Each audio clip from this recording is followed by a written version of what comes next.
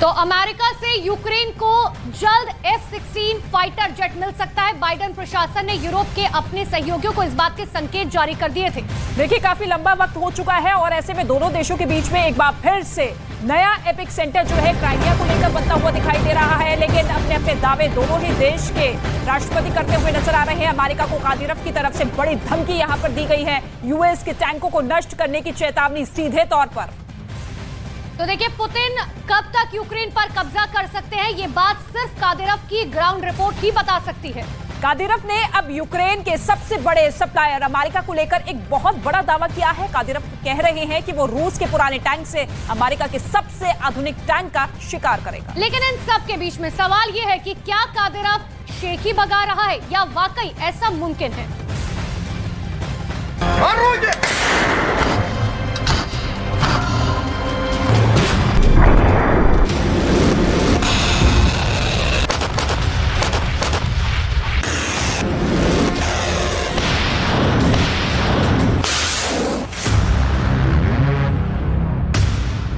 Kadyrov अब tank पर बैठकर आएगा।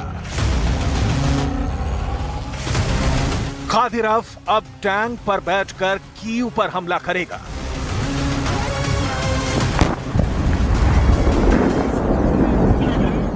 कादिरोव ने इस टैंक को अपना नया हथियार बना लिया है और साथ में ऐसी धमकी यूक्रेन को दी है जो ना अभी तक रूस की फौज ने दी, ना ही खुद पुतिन ने दी। पुतिन के सबसे भरोसेमंद कमांडर कादिरोव ने ऐसा ऐलान कर दिया है जिससे ज़ेलेंस्की से ज्यादा बाइडेन दहशत में आ जाएंगे। कादिरोव ने कहा है कि रूस का T-72 टैंक यूक्रेन को अमेरिका से मिलने वाले एब्रम्स टैंक के टुकड़े टुकड़े कर देगा, उसे मूंगफली के दाने की तरह तोड़ देगा।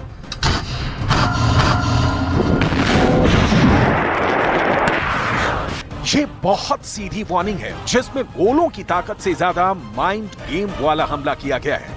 कादिरोव चेतावनी दे रहा है कि अब गोलियों से नहीं, गोलों से हमले करेगा और अब राइफल या मशीन गन नहीं, टैंक के गोले फायर किए जाएंगे। यानी पुतिन का सबसे खतरनाक कमांडर अब अपने बाजुओं से ज्यादा दिमाग का इस्तेमाल कर रहा है और वो भी अमेरिका को डराने के लिए। कादिरोव का ये वीडियो इस वक्त पूरे यूरोप, खासकर नेटो देशों में वायरल हो रहा है। टैंक पर सवार कादिरोव पूरे यूक्रेन को कुचलना चाहता है। कादिरोव अब ज़ेलेंस्की की फौज को इसी टैंक पर बैठकर रौंद देना चाहता है, ठीक वैसे ही जैसे पुतिन ने मारियोपोल में यूक्रेन को हराया है और जैसे बखमूत में रूस की फौज ने ज़ेलेंस्की की पोजीशन को तबाह की है। कादिरोव बता रहा है कि रूस का T-72 जो एक दूसरी पीढ़ी का टैंक है, वो अमेरिका के बहुत ही आधुनिक तीसरी पीढ़ी के एब्रम्स टैंक को तबाह कर देगा। कादिरोव की वार्निंग को मजाक समझा जाए या फिर वाकई बाइडेन के टैंक के लिए डरने की बड़ी वजह है। रमजान कादिरोव दावा कर रहा है कि अब T-72 का आधुनिक वर्जन ज़ेलेंस्की को मिलने वाले विदेशी टैंकों को खिलौने की तरह तोड़कर रख देगा। कादिरोव का ये बयान ऐसे वक्त में आया है जब अमेरिका ने ऐलान किया है कि यूक्रेन के सैनिकों को एब्रम्स टैंक पर जल्दी ट्रेनिंग देना शुरू कर दिया जाएगा और इसके लिए अमेरिका ने अपने 31 एब्रम टैंक जर्मनी पहुंचा दिए हैं, जहां यूक्रेन के सैनिकों को उन पर प्रशिक्षण दिया जाएगा। Can confirm that the 31 M1 Abrams training tanks have arrived at Grafenwehr, Germany, in preparation for subsequent training of Ukrainian tank crews. Those crews are expected to arrive and begin training within the next couple of weeks. As we've discussed previously, this extensive training program for Ukrainian crews and maintainers is intended to prepare them for their critical roles ahead in effectively operating the M1 tank and defending the Ukrainian people. Kadyrov ने अपने Telegram channel पर लिखा है कि T-72 Ukraine को मिलने वाले किसी भी विदेशी टैंक के मुकाबले में बेहतर है। इस पर सवार होकर हमला करना ऐसा जैसे याक पर सवार होकर मछली पकड़ना। इसी मैसेज के साथ उसने ये वीडियो पोस्ट किया है जिसमें वो T-72 पर सवार है। कादिरोव ने कहा है कि वो इसी टैंक पर बैठकर राजधानी कीव में दाखिल होगा और फिर यूक्रेन की फौज को हराकर अमेरिका से मिले एब्रम्स टैंक को मूंगफली की तरह तोड़कर रख देगा। कादिरोव इस वीडियो में बहुत ज्यादा खुश नजर आ रहा है। T-72 को एक बहुत खतरनाक टैंक बता रहा है, लेकिन क्या ये सच है कि वो अमेरिका के सबसे ताकतवर टैंक को हरा सकता है? इस टैंक के बारे में कुछ बातें जानने से पहले देखिए कि यूक्रेन को कौन कौन से टैंक मिल रहे हैं या मिल चुके हैं।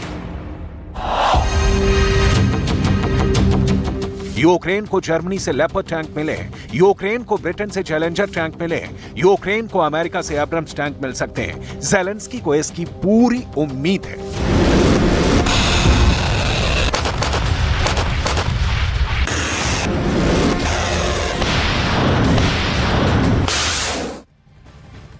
और अब इन 3 टैंकों में रमजान कादिरोव ने सबसे बड़ी धमकी अमेरिका के टैंक को दी है। दरअसल ये टैंक जर्मनी पहुंच चुका है और कुछ महीनों की ट्रेनिंग के बाद क्या ये टैंक यूक्रेन भी पहुंच सकता है?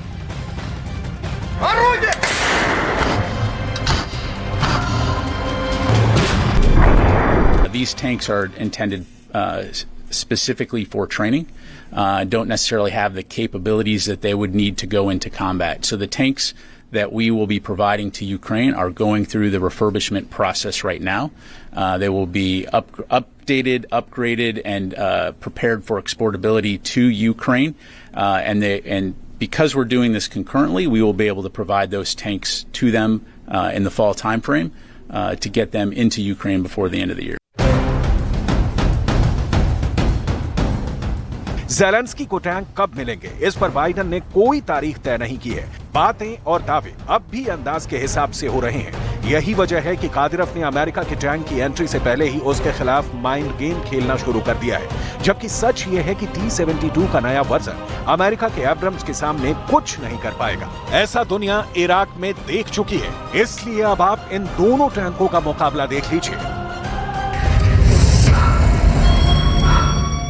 T-72 का वजन 46 टन है, एब्रम्स का वजन 70 टन है, लेकिन T-72 की अधिकतम रफ्तार 60 किलोमीटर प्रति घंटे है, जबकि एब्रम्स 70 किलोमीटर प्रति घंटे की रफ्तार से दौड़ सकता है।